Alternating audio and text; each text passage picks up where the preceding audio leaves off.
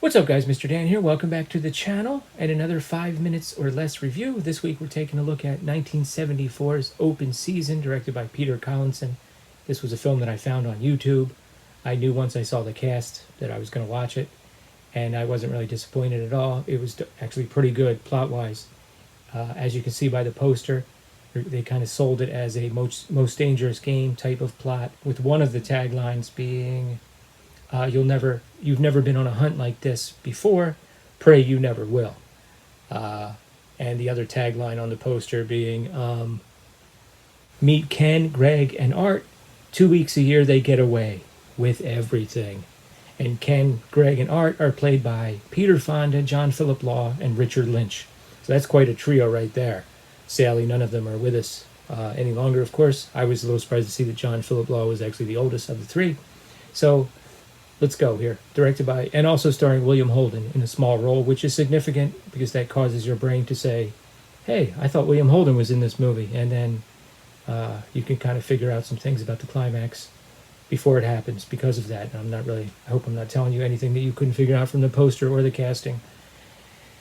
But the director is an interesting one. Now, sadly, he passed away in his early 40s. Otherwise, I think he probably would be more well known and well regarded. He directed the original The Italian Job, and then a remake of a classic film, The Spiral Staircase, 10 Little Indians, an Agatha Christie film, the excellent Hammer film, which I just picked up and watched recently, Straight On Till Morning, and then The Earthling, which also starred William Holden. And I think that was the director's last film and William Holden's second to last film. The Spiral Staircase, by the way, also starred John Philip Law, who's in this. And essentially what happens in the beginning is we see a young lady who is being assaulted in that way by three men in a car.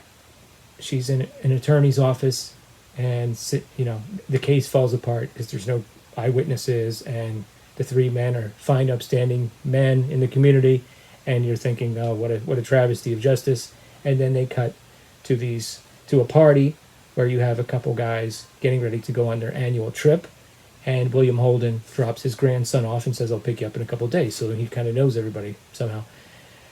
So then these three guys go on this trip, and you can tell once they get away from the wives and everything, it's just the way they talk to each other, the way they scope out women that they see and the things that they say.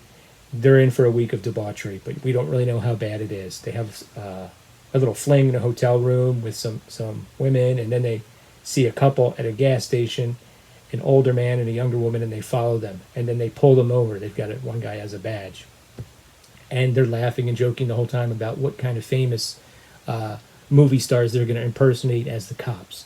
So they basically pull them over. They're very gruff with them. They take this couple hostage. They take them to a cabin, beautiful-looking cabin. Interiors were shot in Pinewood Studios, England. Great-looking exteriors, by the way. And they kind of mess with them psychologically, and as far as the female goes, physically, there are times they chain them to the sink and have them do dishes and things. And towards the end, it turns into a most dangerous game type of scenario where they're set loose and hunted. And let me tell you, these three guys are just what a trio of degenerates. And the thing is, they're like Vietnam veterans, and that kind of plays into it a little bit. I don't know if it's really casting them in a bad light. Perhaps it is a little bit. You'd be the judge. You have to remember this was made in 74. But how does it connect with all the events in the beginning, and how does it connect with William Holden dropping his grandson off at the same party that I believe it was at least the Peter Fonda character was at? Well, that all is explained in the end, and it's pretty good. I enjoyed it. Highly recommend it if you get a chance, especially if you're a fan of these actors. You got Peter Fonda, Race with the Devil, Dirty Mary, Crazy Larry, Easy Rider. Then you got John Philip Law, Golden Voyage of Sinbad, Barbarella. His later career perhaps wasn't too great. He was in the classic Mystery Science Theater episode Space Mutiny with his hair bleached blonde. His character was called Calgon.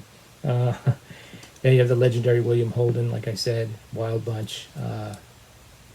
And then Richard Lynch, his classic bad guy actor, all kinds of things. Puppet Master 3.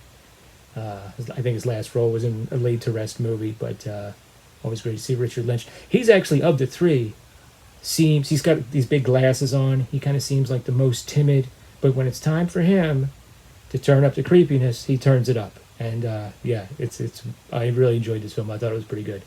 Have you heard of it? Have you seen it? Let me know in the comments below, and come back again for another 5 minutes or less review.